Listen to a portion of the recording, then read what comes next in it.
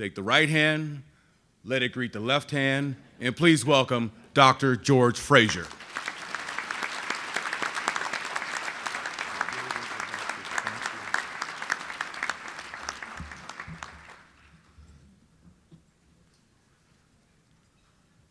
Yes, I am black.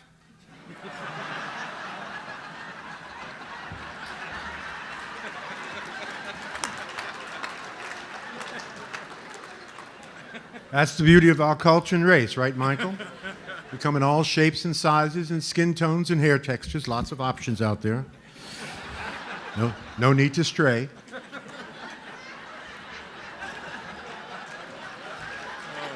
I'm sorry. I can say that. I've been married to the same sister for 42 years. People ask me all the time, what is the secret to staying married to the same woman for 42 years? It's a one-word answer, amnesia. To the board, to the elected officials, to the leadership of Greater St. Louis, all of you in the audience, to friends and family. I have been to St. Louis many, many times. I have many, many good friends in this great city. The Roberts brothers, Raymond Smith, I go way back with Raymond at Anheuser-Busch and Johnny Furr and Charlotte Otley and Tom Bailey. I can go on and on and on. I'm going to get in trouble. I miss some people. But I feel like I'm home. I know that there are family and friends in the audience. And Michael, I don't know what to say about you other than I looked like you about 30 years ago. Make no mistake about that. And we did not coordinate our talk, but what I'm about to say in my talk will seem prophetic relative to what you stated. I don't know how that happened, but that was a magnificent talk. And Secretary Fraser Herman,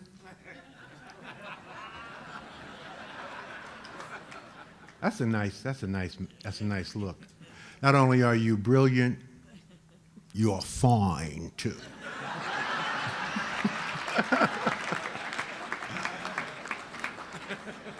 And every time you think, you strengthen our country, so you keep on thinking, okay?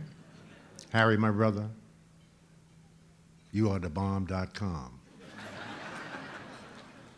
And Michael, let me just say one more thing about you. If I could not be me, I would want to be you, all right?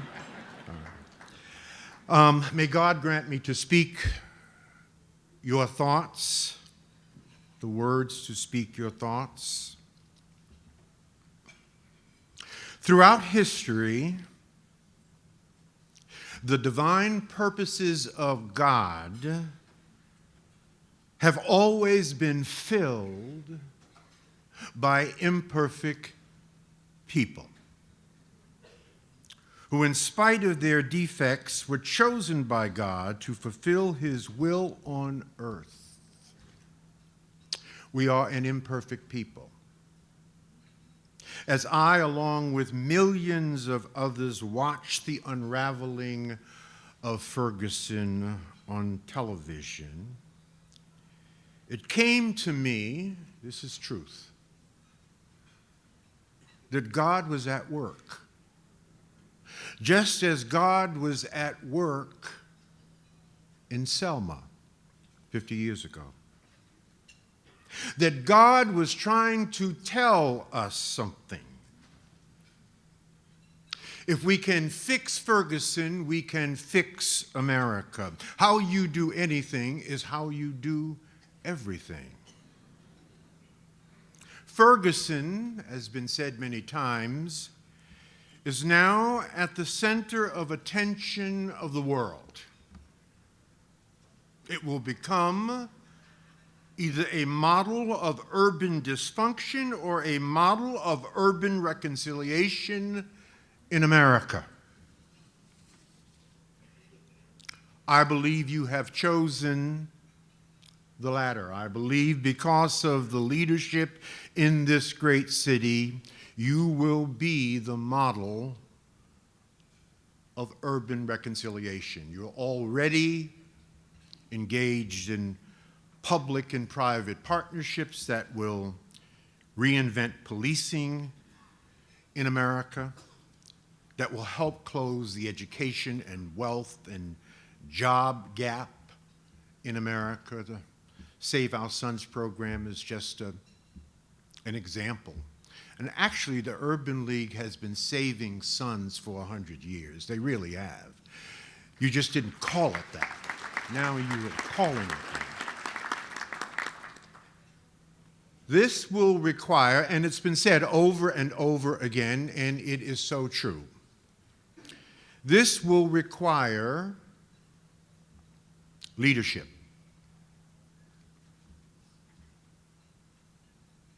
Leadership. It will require pastoral leadership. It will require business leadership. It will require political leadership. It will require youth leadership. It will require social and civic leadership.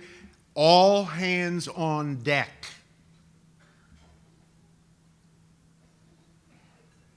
It was the great Desmond Tutu who said, "If you are neutral in situations of injustice, you have chosen the side of the oppressor."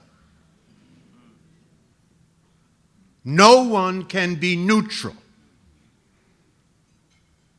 with what we have seen over the last year. You're either part of the solution or you're part of the problem. And I know that you have decided to do something about it. But I must warn you with a metaphor. There are 5 frogs sitting on a log. 4 decide to jump off. How many are left? 5. Because deciding is not doing.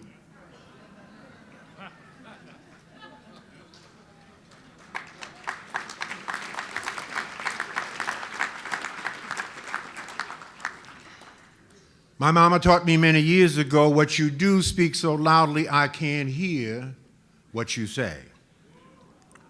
So this is about doing. The world is watching you, and they will be reporting on you.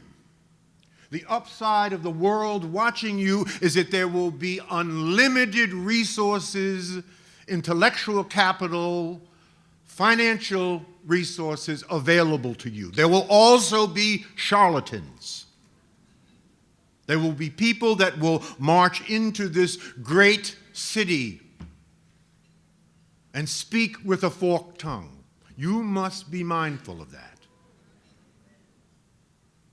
There will be those who are deeply sincere and deeply committed to helping you to resolve this problem. But remember a passage in the Bible, John 5:30, an interesting passage, not often quoted. It is a direct quote from Jesus Christ. There are not that many direct quotes from Jesus Christ. And the passage says, Jesus said, "I of my own self can do nothing." Now this was Jesus. Jesus couldn't get it done on his own by himself in a vacuum. So what's up with you? Why would you think you could do it on your own by yourself in a vacuum? This passage, Secretary, says to me that we were born to network, that we were born to collaborate, that we were born to work with and through each other. So Secretary Herman is right. We have to stay connected. We have to connect the dots. We have to leverage more effectively our collective resources. And this will take leadership. If the fish stinks, look to the head. If Ferguson is not where it needs to be with a 67% majority population, a supermajority over the last decade, it's leadership. It's leadership. If we have learned no lessons from Ferguson, if we've learned one lesson from Ferguson, especially those of us that are baby boomers, that lesson must be that we must now return back to these communities that we have abandoned 50 years ago. We must go back.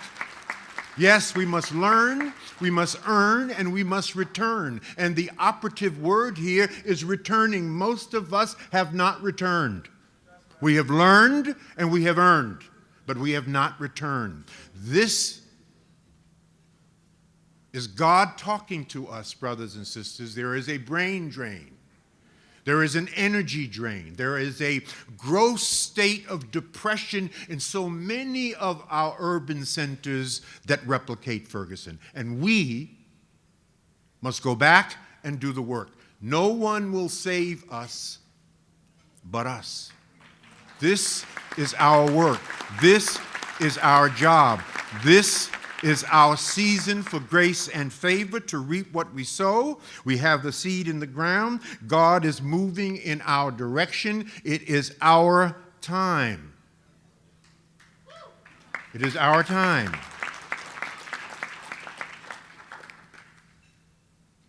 Leadership. We are in need of servant leadership. We're not in need of transactional leadership. We're not in need of transitional leadership. We are in need of transformational leaders.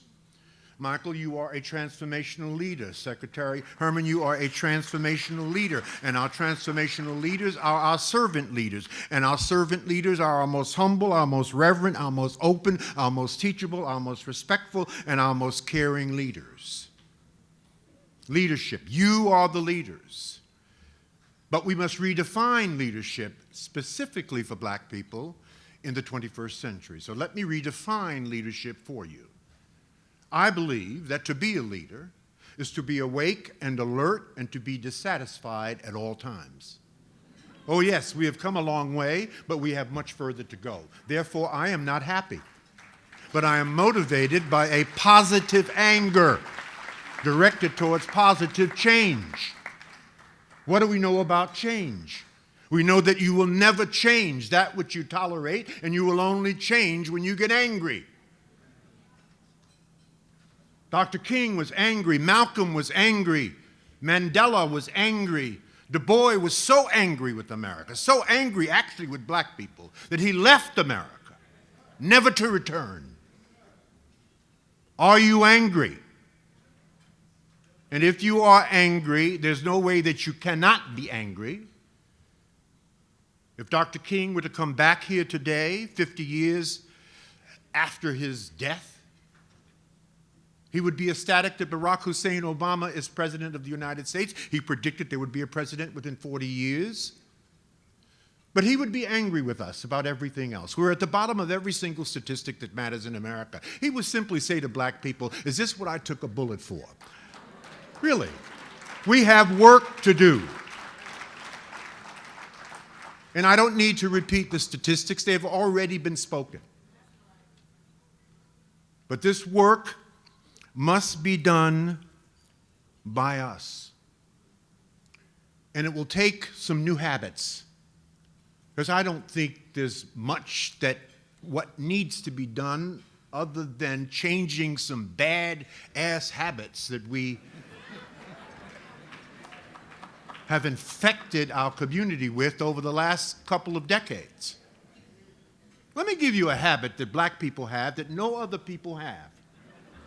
I'm going to give you a habit that we have. This is a badass habit that we have. And we need to fix this habit. And only black people do this, Harry. Last year, Nielsen came out with a study. Said that African Americans watch 72 hours of television a week. That's 10 hours of television a day. Any Negro watching 10 hours of television a day needs their ass kicked.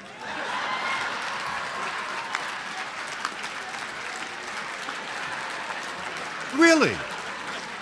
That's a badass habit. So you watching 10 hours of television a day, working 8 a day, sleeping 8 a day, you ain't about nothing.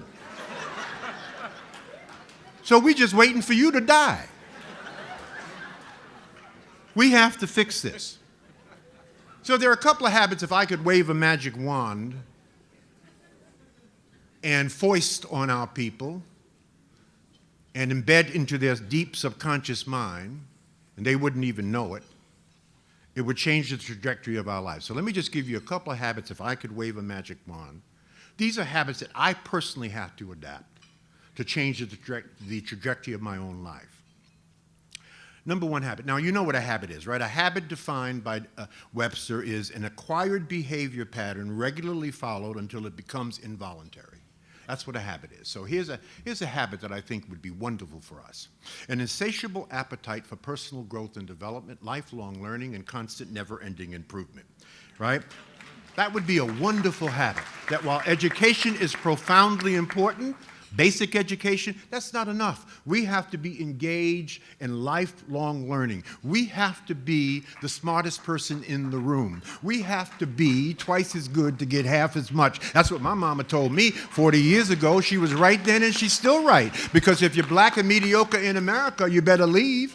Because you're going to be marginalized and you're ultimately going to be destroyed. So we need insatiable appetites for personal growth and development, lifelong learning, and constant never-ending improvement. This will be actualized by greater knowledge of self to help build self-esteem and black self-respect, less entertainment, less television, more reading, and more studying. In other words, hopefully by the end of the 21st century, we're spending somewhere between 5 and 10% of our annual income on personal growth and development, conferences, workshops, seminars, books, and CDs, and that whenever we enter the room, we don't announce it, we just happen to be the smartest person in the room.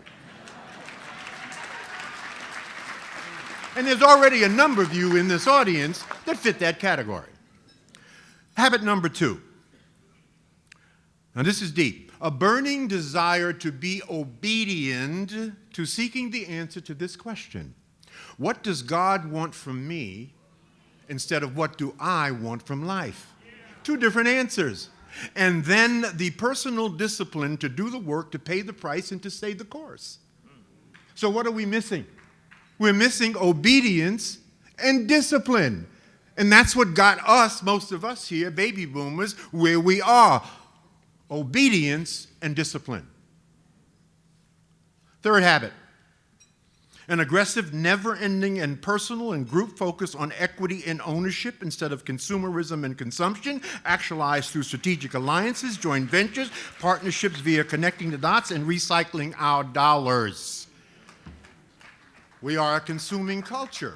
We're a $1.1 trillion annual economy. If we were a nation, we'd be the 16th richest nation in the entire world, but our money goes in one direction, away from us, and we're some of America's most conspicuous consumers. We don't produce anything that we buy, and we don't sell anything that we purchase. So we must fix this in the 21st century. Those are 3 habits. And I think there are 3 habits worth talking about. I think there are 3 habits worth exploring. I close with 2 thoughts, because I'm responsible for getting you out here on time. I want to give you my favorite quote from my favorite philosopher, Dr. John Henrik Clarke. And it was Dr. John Henrik Clarke from Harlem, the late John Henrik Clarke, who said, what a people do for themselves depends upon what they think about themselves. That's deep. So I think it is important that we think that we are awesome and beautiful and magnificent people. I think it's important that we think that. I think it's important that we continue to think that if we were once great, that we will be great again. I think it's important for us to think that in spite of our imperfections, in spite of our picadillos, in spite of our mistakes, that God can still use us. That God uses imperfect people.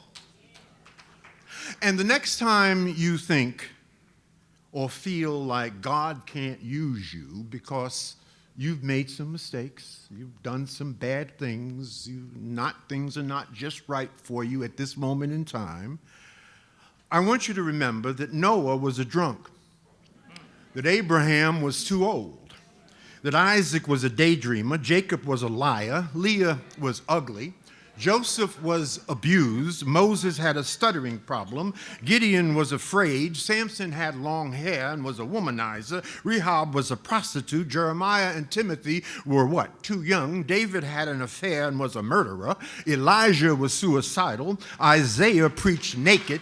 Jonah ran from God. Naomi was a widow. Job went bankrupt. John the Baptist ate bugs. Peter denied Christ. The disciples fell asleep while praying. Martha worried about everything. The Samaritan woman was divorced more than once. Zacchaeus was too small. Paul was too religious. Timothy had an ulcer, and Lazarus was dead.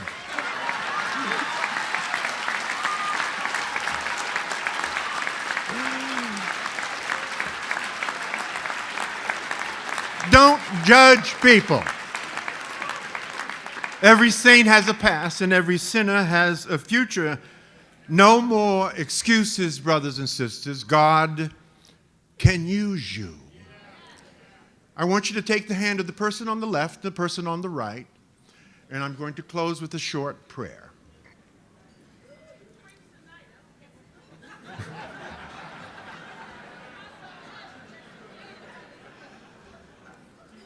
May we always remember those who have gone before us. May we be inspired by their vision and their valor. May their lives continually remind us that service is more important than success, that people are more important than possessions, that principle is more important than power. May whatever we do be shaped and molded by honesty, excellence, and commitment. May our children and our children's children carry forth with pride the nobility of the histories that are represented here and the various traditions that are represented in this room. To the Creator of all of us, by whatever name we may refer to that Creator, we dedicate our lives to make this world better and more beautiful. Can I get an amen? Amen. God bless you and thank you very much.